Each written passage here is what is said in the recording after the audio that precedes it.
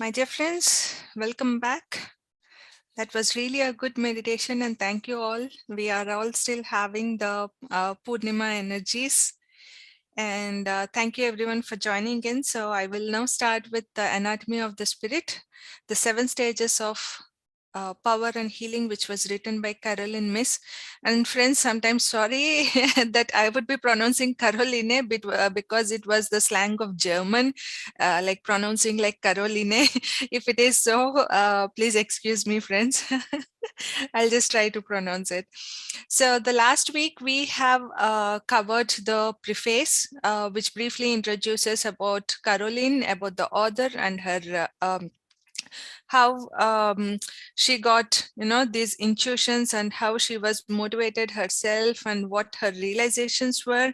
And now in the introduction we'll see what are the turning points and how this all had begun. So as I have stated earlier in the preface that she studied journalism, and then she discovered that she really lacked the talent in the journalism. And I mean, like everything that has professional and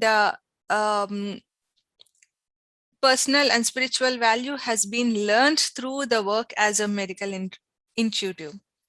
Caroline studied journalism and she discovered while working at her first job that she lacked the talent that is required for a successful newspaper reporting. And having no backup plan, she went into depression. And during those depressed months, she used to sleep late in the morning, sit on the floor just by staring at half-written magazine articles that she was unable to concentrate on anything. And at one point, she was very grateful to her life that it is over. Like Caroline got a dream at one night and she thought like she's half dead. And she thought like her life is all over and she is so grateful for that. But that wasn't at all.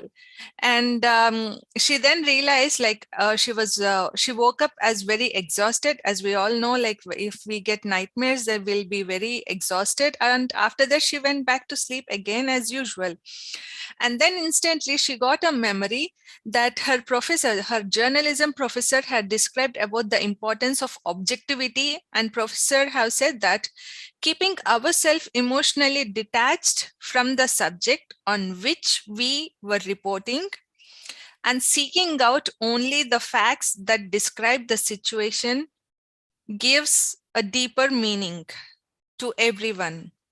This is what we really need to understand, friends. Like when we something happened to us, we'll get so emotionally attached, like what is happening, what we have to do, and then our mind do not work. But if we are emotionally detached from the situation, and then only we can see the facts completely, and then only we can able to describe or identify what the situation is.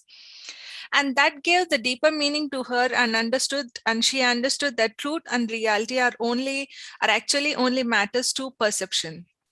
And also at the same time, another memory took to the trip of Seattle, where she along with her friends have been to Seattle, and she was also working there, but still they made a trip. And they just went to some resorts and all of them were exhausted. And a man drove them into a van from ferry to the local hotel. And as everyone were exhausted, everyone went into the deep sleep state except Caroline, and she left the hotel to just roam around alone. So while going back, the same driver spotted and suggested to get into his van, where he dropped Caroline in front of the old 2-story wooden building. And of course, friends, this was really a bit their decision for also to Caroline to step into the driver's van and trust him. And the same like that. So Caroline went to the second floor to the woman who is named Rachel. So sorry guys. As soon as she knocked the door, Rachel have opened the door without like no enthusiasm. She was pretty normal to see Caroline there, and she welcomed her. So while talking to her, Caroline sat on the couch and she felt as if she was in between two different worlds, because like half of the apartment was decorated with Russian culture and the another half was with Athabascan Indian culture, including a small totem pole, which I have kept here in the image. This is called the totem pole, which you see here. This is like, as an example, this is not the actual totem pole which is lying on the Rachel's apartment. This is just an example to describe what totem poles are. And yes, so, and half of the apartment being decorated with the Russian culture, a samovar in which Rachel was making the tea, and there was also some Russian lace window curtains. And the other half was pure Athabascan Indian, including this totem pole, and there is also Indian blanket which has hung on the wall. We'll know more about this blankets, friends. It's really very important and it's really exciting. And that time Rachel was explaining that the animal on the totem pole on the top is bear, which means that the spirit of the bear is strong, clever at stalking his prey, but never killing just to kill, is only for protection and needing long periods of sleep to recover his strength. This spirit guides their tribe, and the tribe must imitate that spirit. And racial spiritual traditions have changed Caroline's life that night instantly. And also in the Athabascan culture, being a blanket maker or a songwriter or having any occupation is a matter of... Oh, sorry. Are you guys able to see my screen or is it just now? I'm so sorry to stop. No, it is visible, Neelima. Okay, thank you, because I see the message and that's why I got confused. Okay, thank you. So, yes, sorry. Yeah, in the Athabascan culture, being a blanket maker is a matter of great honor. And which means like why this is great honor means the person who wears the blanket need a permission in order that he's strong enough and he's going to live long enough to weave this blanket, which means in a way that his spirit is going to stay in that blanket in a powerful and in a positive way. And also, like, even if we are a songwriter, we need to have permission from a songwriter to sing his songs because his song contains his spirit. And yes, so here there is an interesting point. In this culture, like for example, when we are about to die, we need to always seek a permission that if we are dying, are there any leftover things or unfinished businesses which are left? So which means when we are dying, there should be no unfinished business. If it is so, they are not supposed to start, or they are going to give this unfinished business to the like-minded people, which is very important in that tribe. And that blanket in Rachel's apartment was almost finished. And when a great spirit came in a dream to the woman who was making it and told her to prepare to leave the earth. And Rachel have asked the spirit if she could live long enough to finish the blanket. And the spirit said, yes, she would be given that much more time. And for example, here the woman died 2 days after finishing that blanket, and the blanket gave good strength to Caroline as well, being in that presence. And friends, we are all born into life to take care for each other and for earth. And when you receive word that your time is coming to end, you must make proper arrangements to depart, leaving behind no unfinished business.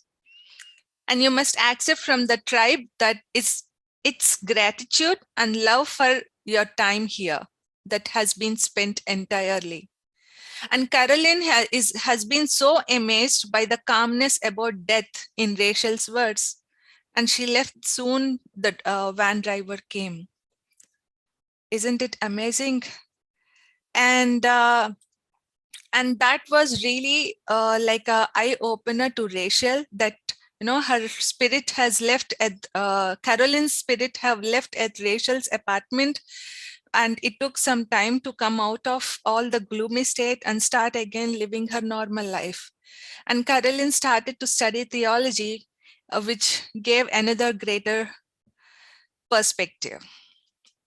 So with this, her memory came out after, and now Caroline is still new to intuition and believed that power is the foundation of the health. And according to her own objectivity, Caroline's symbolic perspective on life helps to evaluate people's relationships to power and how power influences their bodies and spirit. So those days, Rachel's language to tell people that they have women their spirits into negative things, and that to recover their health, they need to retreat for a while, pull their spirits back, and learn to walk straight again. So if they have done anything negative, I'm repeating once again, in order to recover their health, in that tribe, they will organize a retreat for a while, pull their spirits back, and again they start learning back. And according to Caroline, she also states that we should also do that because our spirits do contain our lives and our life choices. We do indeed weave our spirits into events and relationships of our lives, of everything we do. So, and looking back at all this after 14 years, she now sees a new schedule toward teaching to interpret the language of energy for the intuitive diagnosis. So the beautiful thing, what Caroline, after this session, after this recollection, she understood that there is more. She trusted herself more. And when she trusted herself more, she started to observe clusters of people who were all engaging with her with the same disorder. Before, she didn't have the trust on her intuitive abilities, and she didn't saw also the same clusters of people coming. So she has no idea of what happened before. And after this intuition, after trusting her intuition, for example, if a migrant people had come, so continuously like 3 to 4 people who are suffering with migraine used to come to her. And if the other few weeks, only the people who are suffering with cancer used to come to her. So life is all about that she observed the clusters of people coming to her. And then it took a U-turn that in an event, she had been to a event, and there she met Dr. Norm Shealy, which I have also introduced in the preface. And that was a miracle to her. And Dr. Norm Shealy is a neurosurgeon. And so when Caroline met Dr. Norm, what have done is Dr. Norm hesitated her. And he said that he want someone to instantly scan like an X-ray. And Dr. Norm didn't trusted Caroline instantly. But all of a sudden, he started to call Caroline and used to tell that whatever patients are coming without giving, what kind of disease that they are suffering with. And at the same time, with intuitive abilities, Caroline used to say like where the person has to heal himself. For example, a guy came and Dr. Norm didn't give any of his disease, and he just mentioned his name and then what is his age. And Caroline used to tell that he has a throat problem, and instantly Dr. Norm, he also convinced himself to work with Caroline, and then she started to learn more. They both started to conduct many classes. So the thing is like, and she started to say that each illness and each body organ has its own frequency or the vibrational pattern, which we all know. So now there was a nice incident, friends. In March 1985, Caroline encountered a young man named Peter. And how she encountered is like when she was in a lecture, or when she was giving lectures about the medical intuition, she met an old man whose son named Peter. And he started to observe that his son is behaving very weird, and he mentioned to Caroline to give guidance on his son. And the very first moment, Caroline didn't got any instinct of what this young man is suffering with, because the young man didn't didn't accepted her, didn't give the permission to look more about him. So as we humans, we are the ones who need to give permission to the other person in order to see what is happening inside us. And then after some time, the young man gave permission to Caroline, and she already observed that the young guy is suffering with HIV positive and is also started to develop AIDS, and she doesn't know how to say this to Peter. And then after some time, she trusted herself that she has to heal this guy, and she started slowly to convince Peter. And without Peter mentioning that he already took the test, he instantly said to Caroline that it was true, that he already had 2 tests with different doctors, and they have both come out HIV positive. So instantly Peter had trusted Caroline, and then they started to develop the healing program. So all this has been described with Norm, and Miss is nothing but Caroline name as well. So they both have created a healing program for these young boys, which include the vegetarian diet, aerobic exercises, and also as well that the young guy has to quit smoking as well. And also he started to absorb castor oil packs across his abdomen for 40 minutes a day. So after doing all this, the young boy was also very positive about the program. And after 6 weeks, the young boy tested negative. So this kind of research or the case study, they have mentioned in also the book Passageway to Transformation. So this is another book where they have mentioned this about the healing program and about this case study, friends. So and this is nothing but just a miracle. And how does miracles happen? And according to Caroline, she said that our cell tissues hold the vibrational patterns of our attitudes, our belief systems, and the presence or absence of our exquisite energy frequency. And this is how the miracles will happen. And according to her, she just states that miracles are very natural. It's just that we need to believe ourselves what is going to happen with us. And we need to be quite aware of what is happening inside our body, what we are hearing, what we are seeing. And all this have been mentioned in these books as well, friends. So these are the one which you see here in bold letters is another book, A Course in Miracles, and The Creation of the Health. These are the 2 books from the same author. So she have also mentioned about the food habits and how that affect in the creation of health. And in Course of Miracles is just all about how miracles are so natural. So these are the other 2 books as well.